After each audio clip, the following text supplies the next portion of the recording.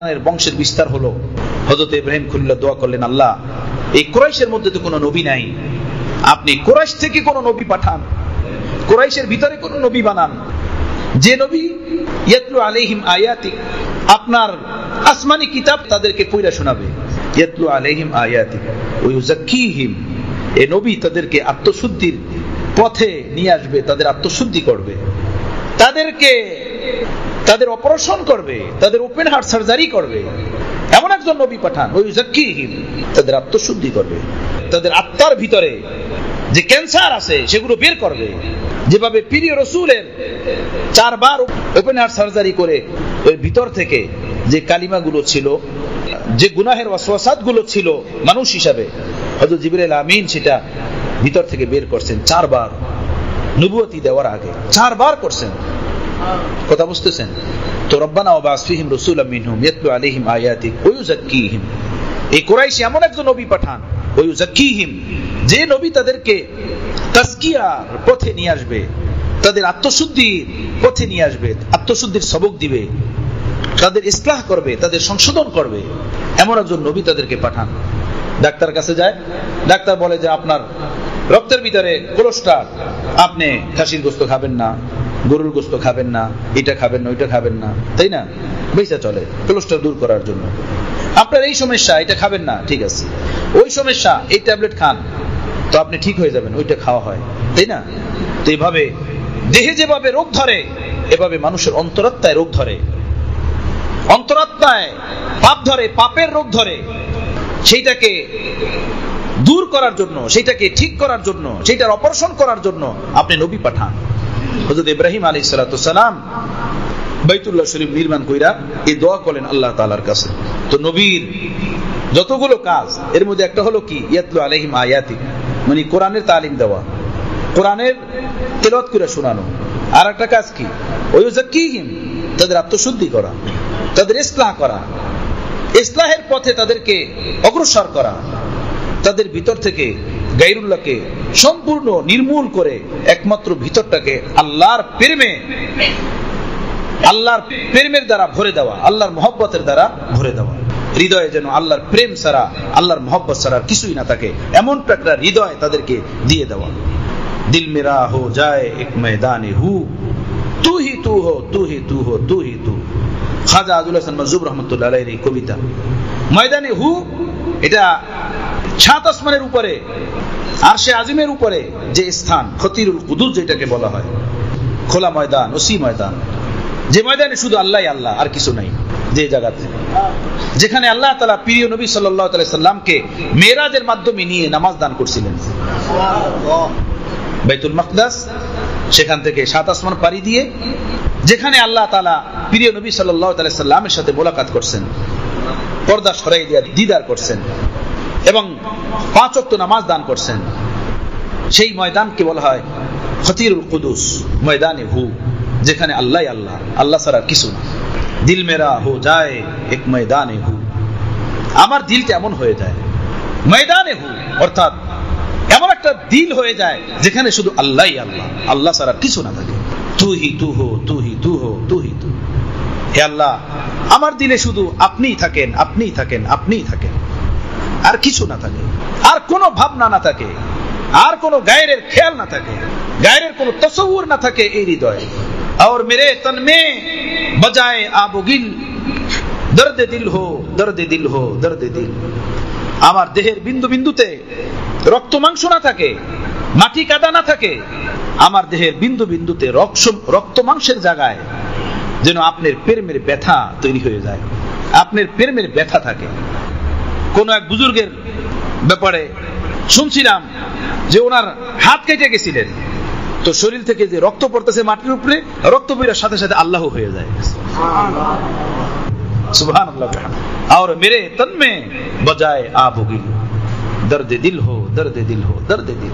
আমার এই অন্তরে, আমার এই দেহের ভিতরে মাটি কাদা রক্ত মাংস যেন না থাকে, এর ভিতরে শুধু আপনার প্রেমের ব্যথা থাকে, আপনার ইশকের ব্যথা থাকে, আপনার ইশকের বু থাকে, আপনার ইশকের ঘ্রাণ থাকে। এমন একটা দেহ দেন, এমন একটা দিল দেন। রাসূল পাক সাল্লাল্লাহু আলাইহি সাল্লামকে এই সবক দেওয়ার জন্যই পাঠাইছিলেন দুনিয়াতে। আর এমন জাহিলিয়াতের জমানায় এমন সোনালী মানুষ তৈরি করে গেছেন যে কিয়ামত পর্যন্ত রয়ে জমিনে এইসা মানুষ আর কোনোদিন দেখবে না। মানুষ আল্লাহর নবী এমন সাহাবাদের জামাত তৈরি করে গেছেন, কিয়ামত পর্যন্ত এমন সোনালী মানুষ আর কোনোদিন দেখবে না এই জমিনের ইনসান। কথা বুঝতেছেন? এইসা মানুষ তৈরি করে গেছেন সাহাবায়ে কেরামকে, যারা এক একটা মুরগির উপরে লড়াই করছেন, এক একটা খেজুরের উপরে বংশ বংশ যুদ্ধ করছেন। কথা বুঝতেছেন? একটা মুরগি ছানার উপরে 2 বংশের মধ্যে 40 বছর পর্যন্ত লড়াই হয়েছে, শত শত মানুষ মারা গেছে। বাবা মারা যাওয়ার সময় ওসিয়াত করে যাইতো ছেলেকে, বেটা আমার রক্তের বদলা নিও। কথা বুঝতেছেন? দাদা মরার সময় নাতিকে নসিহত করে যেত, আমি মারা যাইতেছি, আমার রক্তের বদলা নিও। যাদের স্বভাব ছিল এমন, একটা খেজুর গাছের উপরে, একটা খেজুরের উপরে, একটা মুরগির ছানার উপরে এভাবে বংশে বংশে লড়াই করত, সেই মানুষদেরকে এমন তালিম দিলেন প্রিয় রাসূল, এমন সবক দিলেন, এমন আত্মশুদ্ধি করলেন।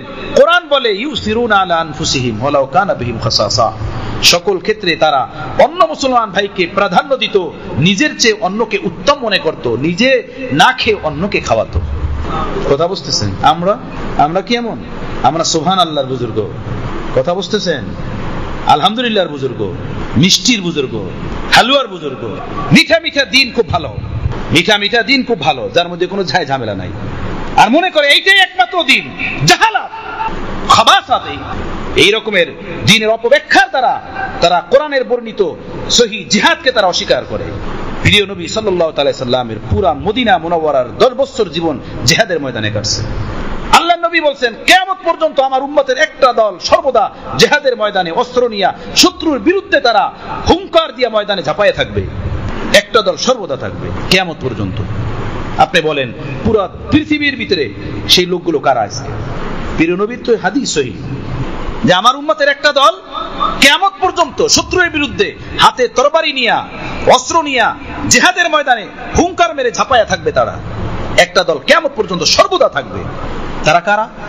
সেই লোকগুলো কারা? খুঁজে দেখেন দুনিয়াতে তারা কারা। এখন আমি যতটুকু বুঝছি, আমি মনে করি এটি একমাত্র দিন। আর এগুলো ফিতনা, সব ফিতনা। আপনার মিঠা হালুয়াওয়ালা দিন আর ঘুমানেওয়ালা দিন, এইটাই শুধু সুন্দর। আপনার হাদিয়া তোফাওয়ালা দিন, আপনার ঘুরনে ফিরনেওয়ালা দিন, এইটাই শুধু দিন, আর বাকি সব গোমরাহি। এজন্য আমার বন্ধুগণ, শায়েখ কামেল হইতে হয়, মুরব্বী কামেল হইতে হয়, রাহবার কামেল হইতে হয়, ওস্তাদ কামেল ওস্তাদ হইতে হয়। তখন তার যে আকীদা, তার ভিতরে যে বিশ্বাস, তার অন্তরস্থলে লুকায়িত যে আল্লাহ প্রেম, এটা অটোমেটিক তার অনুসারীদের অন্তরের ভিতরে চলে যায়। কথা বুঝতেছেন? আমাদের বুজুর্গানে দিনটা বলছেন, গোমরা লোকদের কথাও শুনতে নাই, তাদের কিতাবও পড়তে নাই, তাদের কাছে যাইতেও নাই, তাদেরকে দেখতেও নাই। ওই আকীদা তোমার ভিতরে ঢুকে যাবে, ওই আকীদা তোমার ভিতরে প্রবেশ করবে। কথা বুঝতেছেন আমার বন্ধুগণ? আমরা মুকাল্লিদ, আমরা গোলাম, আমরা মাননেওয়ালা। রিসার্চ আর গবেষণার কাজ আমাদের না।